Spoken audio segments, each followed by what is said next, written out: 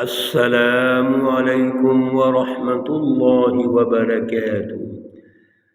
اعوذ باللہ من الشیطان الرجیم، بسم اللہ الرحمن الرحیم۔ قال رب اجعل لی آیہ، قال آيتك ألا تكلم الناس ثلاث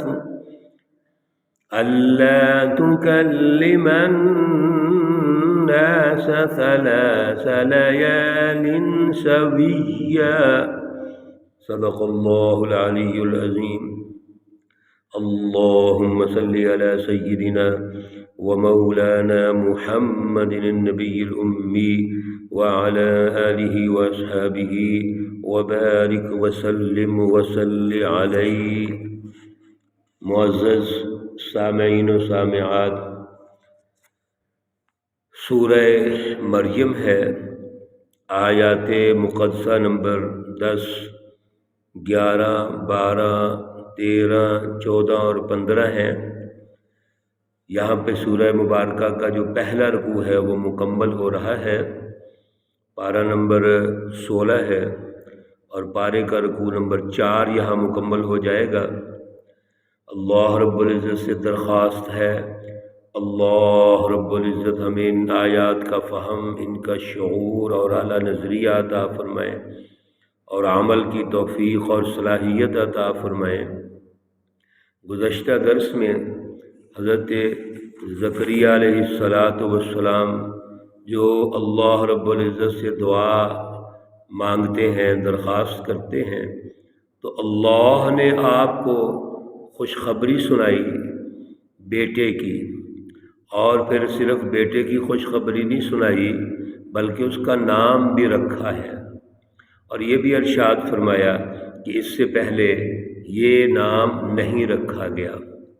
حضرت زکریا علیہ السلام جب ظاہراً اسباب کے تناظر میں اللہ رب العزت سے سوال کرتے ہیں یہ کیسے ممکن ہوگا، تو اللہ رب العزت نے بڑے دلائل سے بات کی، اور دلائل یہ دیے کہ دیکھو ہم تو اسی طرح کرتے ہیں۔ قال کذالک، کیا مطلب کہ اللہ اپنی قدرت کاملہ کا اظہار کرتے رہتے ہیں۔ تو ارشاد فرمایا کہ جب آپ نہیں تھے، آپ کا وجود نہیں تھا، تو اللہ نے ہمارا وجود قائم کر دیا۔ تو جو اللہ عدم سے وجود دے سکتے ہیں، تو اس اللہ کے لیے کیا مشکل ہے یا کیا پریشانی ہے کہ اللہ رب العزت کوئی یہ کام نہ کر سکتے ہوں۔ اللہ رب العزت اصل میں اس کائنات کے خالق و مالک ہیں، رازق ہیں، رب الناس، مالک الناس، الہ الناس ہے۔ تو سارا کچھ انسانوں کے تو وہی ہیں، تو پھر اللہ کے سامنے کیا مشکل ہے یہ۔ اللہ رب العزت نے جب یہ عنایت کریمہ ارشاد فرمائی، یہ اعزاز زکریا علیہ السلام کو دیا، اور زکریا علیہ السلام نے سمجھنے کی کوشش کی، تو فرمایا کہ یہ کیسے ممکن ہوگا۔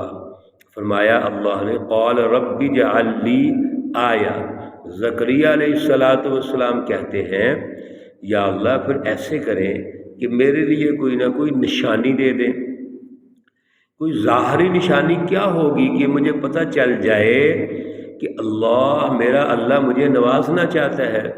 اللہ فرماتے ہیں آیاتک الا تکلم الناس، تیری نشانی یہ ہے کہ تو لوگوں سے گفتگو نہیں کر سکے گا، ثلاث لیال سویہ، 3 راتوں تک تو لوگوں سے بات چیت نہیں کر سکتا۔ اور ظاہری اسباب کے تحت یہ ثابت کر دیا کہ جب 3 راتیں آپ بات چیت نہیں کر سکیں گے تو آپ سمجھ لیں کہ اللہ نے کرم فرما دیا ہے۔ چنانچہ فخرج علی قومہ من المحراب، حضرت زکریا علیہ السلام جب محراب سے قوم کی طرف نکلتے ہیں تو آپ زبان سے نہیں بولتے، فأوحا الیہم، آپ اشارہ کر کے ان کو کہتے ہیں ان سبحوا بکرۃ وعشیہ، کہ اللہ رب العزت کی صبح اور شام تسبیح بیان کرو، اللہ کو یاد کرو، نمازیں پڑھو، تسبیح و تحلیل میں مشغول رہو۔ یہ ویسے بھی معمول تھا، زکریا علیہ السلام یہ کہتے رہتے تھے، لیکن ان دنوں میں بطور خاص انہوں نے اشارہ سے کہا کہ آپ اللہ کی تسبیح بیان فرماؤ۔ اور پہلے بھی یہ روایت تھی کہ وہ اشارے سے بھی کہہ دیتے تھے کہ بھئی اللہ نے آرڈر کیا ہے تو اس طرح سبحان اللہ، تسبیح، تحلیل، نماز، ذکر، اذکار، اس میں آپ کو مصروف رہنا چاہیے۔ تو اللہ رب العزت نے یہ کرم فرمایا اور فرمایا، اللہ فرماتے ہیں یا یحییٰ خذ الکتاب بقوہ، اے یحییٰ کتاب کو مضبوطی سے پکڑ لو، یعنی تورات اور دوسرے جو آسمانی صحیفے ہیں اللہ نے نبیوں پہ نازل فرمائے ہیں، ان کو خوب مضبوطی سے پکڑ لو، یعنی انہی کے مطابق آپ نے زندگی بسر کرنی ہے، ان کی تعلیمات پر خود بھی عمل کرو اور دوسروں سے بھی عمل کرواؤ۔ اور یہ علم کتاب جو ہے اس کو سکھلانے کا سسٹم بناؤ۔ تو مقصد اصل میں خذ الکتاب کا ہے، اس پر عمل درآمد کروانا ہے، اس کی رٹ قائم کرنا ہے، اس کو مضبوطی سے قائم کرنا ہے، یعنی کمزور نہیں ہونا چاہیے۔ یہاں سے یہ رہنمائی بھی مل گئی کہ ہم آج الکتاب قرآن مقدس ہے، تو قرآن مقدس کو ہم نے بھی مضبوطی سے تھامنا ہے۔ یہ نہیں کہ قرآن پاک میں جو چیزیں اچھی لگی لے لیں، جو چیزیں مشکل لگی چھوڑ دیں۔ آج یہی حالت ہے۔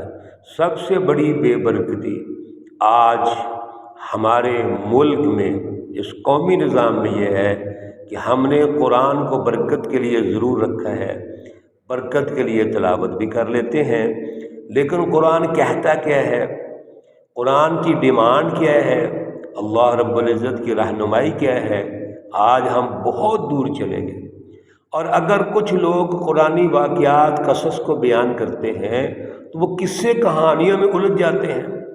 اصل میں تو ان قصص کے نتیجے میں سچی رہنمائی لینی ہے۔ اللہ اس رہنمائی کے نتیجے میں ہماری کیا ٹریننگ کر رہے ہیں، کیا تربیت کر رہے ہیں، ہمارے جذبات کیا ہونے چاہیے، اصول تو یہ بنتا ہے۔ لیکن وہ قصے کہانیوں میں لگ گئے۔ ہمارے واعظین لوگوں کو قصے سنائیں گے، خوب خوش کریں گے، مطمئن ہوں گے اور گھروں میں چلے جائیں گے۔ ایسی بات نہیں ہے۔ ان تمام واقعات اور تاریخ کے کچھ مقاصد ہیں، وہ آج کے دور میں کیا رہنمائی ہم نے لینی ہے وہ سیکھنی ہے۔ تو آج کے دور میں قرآن کو مضبوطی سے کیسے تھاما جائے گا؟ آج خذ الکتابہ کا کیا تصور ہے؟ وہ یہی ہے کہ قرآن کا عملی نظام ہونا چاہیے۔ آج کا ہمارا سیاسی نظام، معاشی نظام، معاشرتی نظام، عدالتی نظام، ہمارے اداروں کی مینجمنٹ وہ قرآن پاک کے مطابق ہونی چاہیے۔ تو پھر تو ہے کہ خذ الکتاب بقوہ، یہ ہے قوت کے ساتھ، یعنی اس کی ریٹ کو قائم کرنا چاہیے۔ اور اگر خدا نخواستہ جو آج حالات ہیں، جیسے کہ قرآن پاک کو پڑھا برکت کے لیے اور پھر اس کو غلاف میں لپیٹ کے رکھ دیا، اور پھر ہماری زیادہ تر آبادی کو تو قرآن پڑھنے ہی نہیں آتا۔ سب سے بڑا آج المیہ یہ ہے کہ قرآن پاک کی تلاوت تک نہیں آتی، باقی اس کو سمجھنا، اس پر عمل کرنا، اس کی رٹ قائم کرنا، یہ تو بڑے سوالات ہیں آگے۔ اس لیے اس رہنمائی کو ہمیں سمجھنا چاہیے۔ وَآتَيْنَاهُ الْحُكْمَ صَبِيًّا، اور دیا ہم نے اس کو حکم کرنا، یعنی قرآن پاک کے بارے میں جو اس کی حکمت ہے وہ ہم نے اس کو بچپن میں، لڑکپن میں سمجھا دی۔ وَحَنَانًا مِن لَدُنَّا، اور اس کو شوق ہم نے اپنی طرف سے دے دیا۔ وَزَكَاةً، صاف ستھرا ماحول اس کو دیا ہے۔ وَكَانَ تَقِيًّا، اور وہ بہت بڑے پرہیزگار ہیں۔ اللہ رب العزت نے ان کو شوق و ذوق، رحمت و شفقت رقت و نرم دلی، اسی طرح محبت و محبوبیت عنایت فرمائی، صاف ستھرا پاکیزہ چہرہ، پاکیزہ عادات اور پاکیزہ معاملات، ہر اعتبار سے ان کو بہت پاکیزہ بنا دیا۔ حدیث مبارکہ میں آتا ہے کہ حضرت یحییٰ علیہ السلام نے نہ کبھی گناہ کیا، نہ گناہ کا ارادہ کیا، اللہ رب العزت کے خوف سے روتے روتے آپ کے رخسار مبارک جو آنسوؤں پہ آتے تھے تو آنسوؤں سے اس کی نالیاں بن گئی چہرے کے اوپر، اتنا روتے تھے، اتنا اللہ سے ڈرتے تھے۔ اصل میں آپ کو بچپن سے ہی اللہ رب العزت نے یہ تمام عنایات عطا فرمائی۔ وَبَرًّا بِوَالِدَيْهِ، اور نیکی کرنے والے ہیں اپنے والدین کے ساتھ۔ وَلَمْ يَكُنْ جَبَّارًا عَصِيًّا، اور آپ کے اندر کوئی نافرمانی نہیں ہے، کسی قسم کے اعتبار سے کوئی گناہ نہیں، نافرمانی نہیں ہے، حکم عدولی نہیں ہے۔ یہ حضرت یحییٰ علیہ السلام کی کوالٹیز ہیں۔ اللہ فرماتے ہیں وَسَلَامٌ عَلَيْهِ يَوْمَ وُلِدَ وَيَوْمَ يَمُوتُ وَيَوْمَ يُبْعَثُ حَيًّا۔ سبحان اللہ، کتنا اللہ کا یہ اعزاز ہے کہ ولادت سے لے کے موت تک، اور موت سے قیامت تک، اور پھر دوبارہ اٹھنا، اللہ رب العزت نے ان کو محفوظ کر دیا۔ اللہ کی پکڑ سے وہ ہمیشہ معمول اور مسئول ہیں، محفوظ ہیں۔ یہ حضرت یحییٰ علیہ السلام کا اعزاز ہے کہ ہمیشہ سے وہ سلامتی میں ہے، کسی قسم کے اعتبار سے کوئی ان کے ذریعے سے پریشانی نہیں ہے۔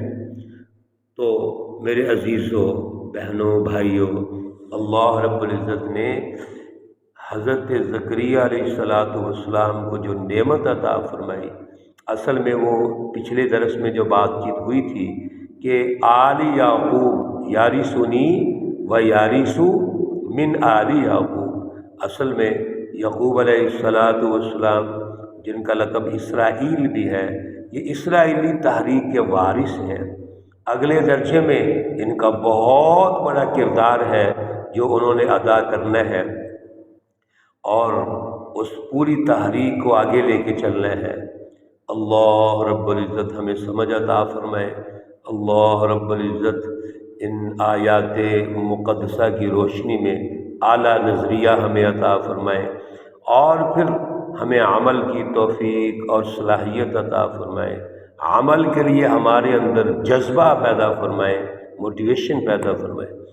اللہ رب العزت تمام مرحومین و مرحومات کو جنت الفردوس میں اعلیٰ مقام عطا فرمائے، ان کی قبر اور برزخ کی زندگیوں میں آسانیاں پیدا فرمائے۔ اللہ رب العزت سب کو حضور نبی اکرم صلی اللہ علیہ وسلم کی سفارش نصیب فرمائے۔ اللہ رب العزت تمام بیماروں کو شفائے کاملہ عاجلہ مستمرہ عطا فرمائے۔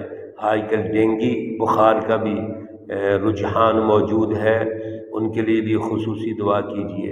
اللہ رب العزت جو لوگ گھروں میں ہیں، ہسپتالوں میں ہیں، اس بخار میں ہے، اور اس کے علاوہ بھی جن جن بیماریوں میں مبتلا ہے، اللہ رب العزت نجات عطا فرمائے۔ اللہ رب العزت سب کے لیے آسانیاں پیدا فرمائے۔ ربنا تقبل منا انك انت السميع العليم وتب علينا انك انت التواب الرحيم، وصلى الله تعالى على النبي الأمي محمد وعلى آله وأصحابه أجمعين برحمتك يا أرحم الراحمين۔ السلام عليكم ورحمة الله وبركاته۔